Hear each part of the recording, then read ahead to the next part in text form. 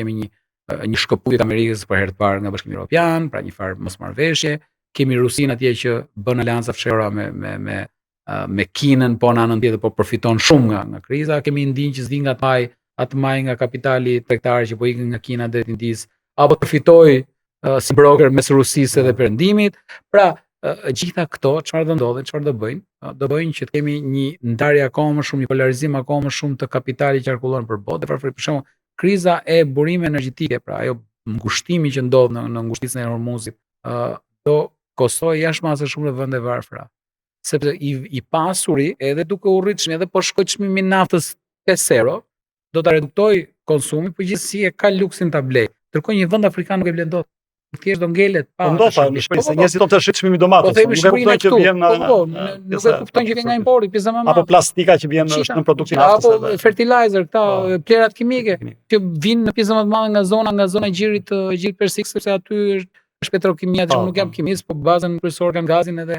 Kështu që të gjithë këto komponentë çfarë po bëjnë, po e përkeqëson akoma. E filluam me Covidin, jo se s'ka pasa, duhet të kuptojmë që po shohim historinë e zhvillimit ekonomik botror, ka cikle ekonomike, në çdo 20 vjet ka cikle, ka kriza, pra dhe ekonomia ripërsërit vetveten, rigjen vetveten, rilind vetveten, por le të shpresojmë që diplomacia do gjejë rrugët e duhura që ta amortizojë sa më shpejt këtë goditje që i dha sistemi sigurisht, sistem ndërkombëtar. Nuk është se është një luftë mes Pakistanit dhe Afganistanit, do prek vetëm dy popullatat e këtyre vendeve. Është një luftë që prek lëndët e para kryesore dhe pastaj kalon deri tek individi. Ne filluam me Covidin, i cili ishte një miel me zezë, se quhen Nassim Talebi. Pra një gjë që vjen jashtë logjikës së tregut, e papritur dhe të bllokon gjithë tregun. Kaluam tek lufta në Ukrainë, sot jemi tek lufta në Iran, dhe të gjitha këto komponentë, pra duke filluar që nga 2019, Europa, bota nuk ka pas paqe, dhe sa kohë nuk ka paqe politike dhe luftarake, edhe ekonomia vetë përkeqësohet. Prandaj edhe unë i kam ato shpresat të vakta, me thënë drejtën, shto pastaj edhe këtë situatën lokale tonë që kemi probleme gjeopolitike. Qënë se parim në fund të emisionit, një gjë që në lidhje me atë që ju thatë, që na shqetëson apo që e shohim të ndodhi rëndom në botë, është në Shqipëri mungesë strategjive afatgjata. Për shembull, në Norvegji, në vitet 70, ata zbulojnë që kishin naftë dhe bën atë për të shmangur mallkimin e naftës, që ka ndodhur me shumë vende që ka prodhuar regjime kleptokratike, tiranikale e tjera me radhë.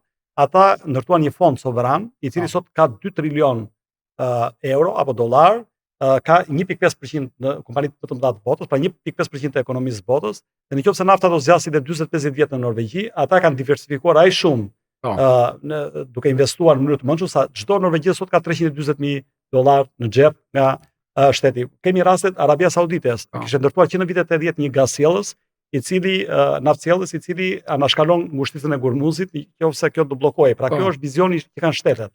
Estonia, nga kushurimi i varfër i vendeve balltike, Lituanisë dhe Letonisë, u kthye në vendin kryesor në Europë dhe ka bërë të mundit të dalë Skype, Bolti, kompanitë të mëdha. Një startupe të zgjuara digitalizimin. Ata investuan shumë në arsim, Tiger Lipin.